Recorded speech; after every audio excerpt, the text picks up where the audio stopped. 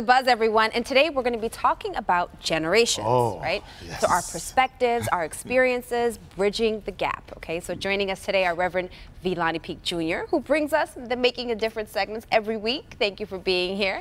And local author of 2 books about millennials and a millennial herself is Haley Yataros. And the books are Back to the Source and The Millennial Makeover. And of course, can't forget our man Brandon Crawford. You've seen him answer, what is that, more than once. I'm Good just to a have guy. you. You're a dude. You're a dude. I'm So thank you for being here. Thank you for having We're us. so excited. So let's get to the idea of generations and these labels. We've got baby boomers, Gen Xers, Gen Y, millennials. Do you buy into the distinct characteristics that people try to put on these generations or that they identify with?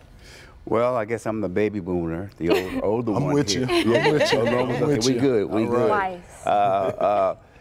The experiences that you have really help you, from a perspective standpoint, relate to today. For example, in my generations, I have seen colored only, white only drinking, going into the bathroom, colored only, white only. I've been chased out of a restaurant because of my color. All right, so that has a certain perspective for me as in this era. So in this era, when I take a look at voter suppression or gerrymandering, then there's a relationship now between my experience of white only, color only, and gerrymandering black votes. And just to piggyback off that, I didn't experience that, but I heard about that. You know, because I was born in the 60s, but I remember the 70s.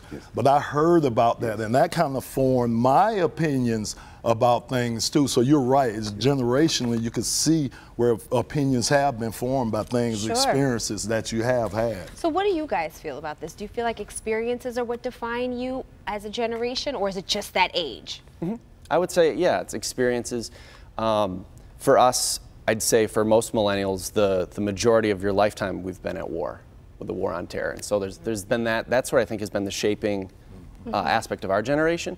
And you know, I think it's different for everybody, the way you interpret that or the way you let that affect your life or your outlook on the world. So, but you know, generationally, you can paint everyone with a broad brush, but obviously, you know, you can say millennials are one way, but you're going to find people who are just like a millennial in baby boomers and in the greatest generation, and you know, I think it's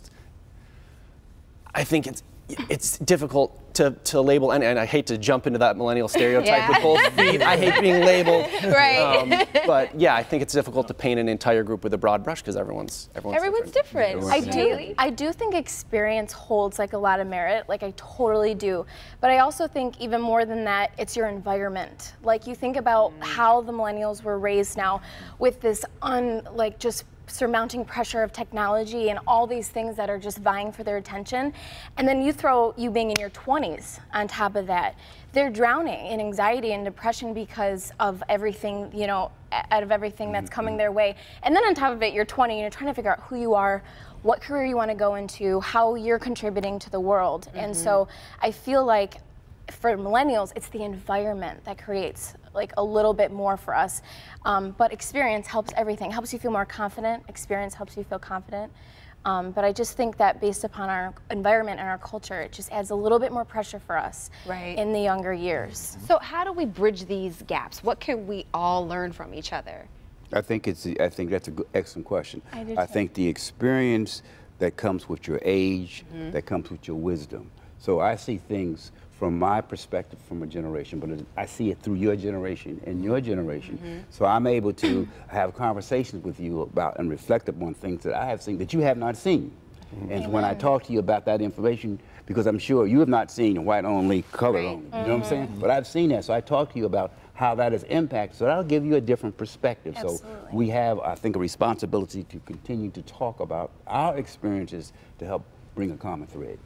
And I love that. Like whenever I go speak to any millennial audience or whatever, like my #1 thing I think is empathy. If you can understand how somebody was raised and like step inside of their world, like that's what it is. Connection is walking into somebody else's shoes, seeing what they see, feel what they feel, hearing what they hear, and then you can have more empathy like, wow, there's so much I can learn from him. Right. You know But what I I mean? do think technology is what brings all this together.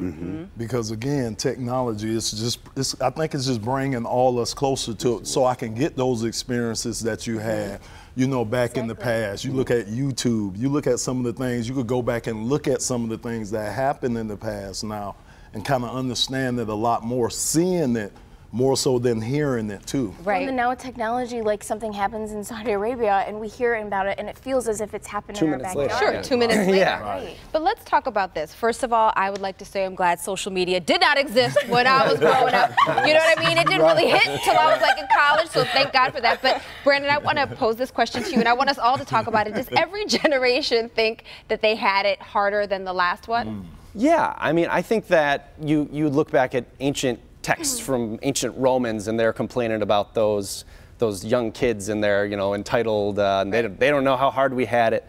So to an extent, I think it's a tale as old as time. You know, the same kind of line. I'm sure when the millennial generation is this, you know, in their 50s and 60s, we're going to say those Gen Zers are lazy and entitled. You know, it's going to be the same thing. So.